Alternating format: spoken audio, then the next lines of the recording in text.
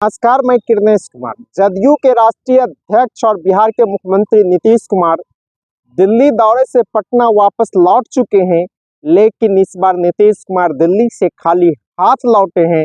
जब नीतीश दिल्ली दौरे पर जा रहे थे तब कहा जा रहा था कि वे प्रधानमंत्री नरेंद्र मोदी, गृह मंत्री अमित शाह और भारतीय जनता पार्टी के राष्ट्रीय अध्यक्ष जेपी नड्डा से मुलाकात करेंगे।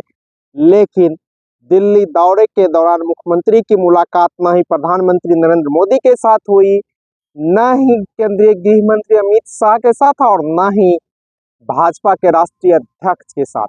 हालांकि नीतीश कुमार के दिल्ली से वापस आने के साथ ही फिर से कई तरह के राजनीतिक कयास लगाए जाने लगे हैं। कहा जा रहा है कि बिहार में एक बार सत्ता परिवर्तन फिर होगा और नीतीश कुमार भारतीय जनता पार्टी के साथ छोड़कर एनडीए के साथ आएंगे। हालांकि नेता प्रतिपक्ष तेजस्वी प्रसाद यादव ने पहले ही कह दिया है कि इस बार नीतीश कुमार की एंट्री महागठबंधन में नहीं होगी। हालांकि नेता जो कहता है वह होता नहीं है। नेता का ना का मतलब हाँ होता है। नीतीश कुमार आज चाह ले तो वे आज महागठबंधन के साथ आ सकते हैं, लेकिन नीतीश कुमार को अपनी पार्टी में टूट का भय भी दिखने लगा है। यही कारण है कि नीतीश कुमार कोई डिसीजन नहीं ले पा रहे हैं।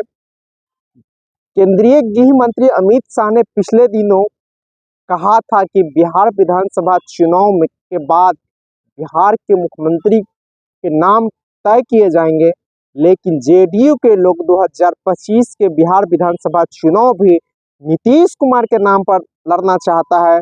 और यही डिमांड लगातार जदयू के लोग भारतीय जनता पार्टी के साथ कर रहा है और भारतीय जनता पार्टी नीतीश कुमार की डिमांड मानने के लिए इस बार बाध्य नहीं है।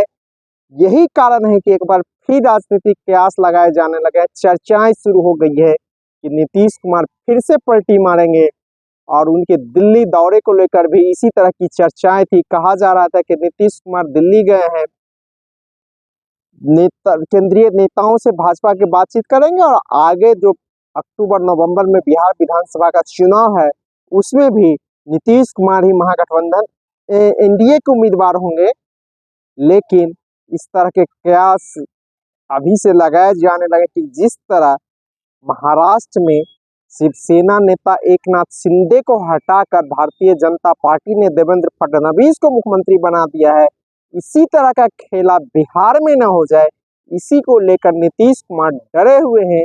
पिछले दिनों जदयू के कार्यकारी राष्ट्रीय अध्यक्ष संजय झा के आवास पर दिल्ली में भोज हुआ था बिहार के सांसदों को।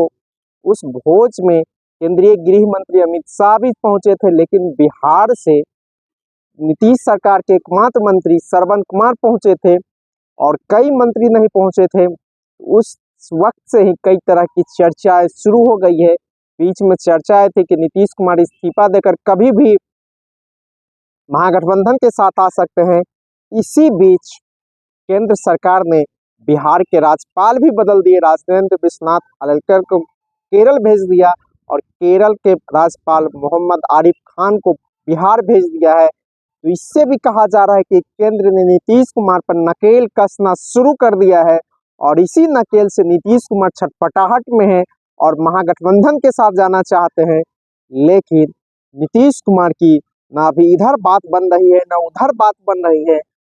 इसके बावजूद चर्चाएं शुरू हो गई है कि नीतीश कुमार 14 जनवरी यानी खरमास के बाद कभी भी पाला बदल सकते हैं और महागठबंधन के साथ आ सकते हैं। लेकिन यह भी चर्चा है कि नीतीश कुमार एनडीए में ही रहना चाहते हैं और श्योर करना चाहते हैं कि 25 का चुनाव भी नीतीश कुमार के ही नेतृत्व में लड़ा जाए। और यही बार बार कहा भी जा रहा है कि नीतीश कुमार के नेतृत्व में लड़ा जाएगा चुनाव और 2010 का जो रिजल्ट था वह दोहराया जाएगा। लेकिन ये क्या होता तो वक्त ही बताएगा। लेकिन इतना तय है कि नीतीश कुमार दिल्ली दौरे पर गए थे और दिल्ली दौरे पर से वे खाली हाथ लौट कर आए। न उनकी प्रधानमंत्री नरेंद्र मोदी से मुलाकात हुई, न अमित शाह से हुई है, न ही जेपी नड्डा के साथ हुई है। और नीतीश कुमार एक बार फिर खाली हाथ लौटकर दिल्ली से पटना पहुंचे।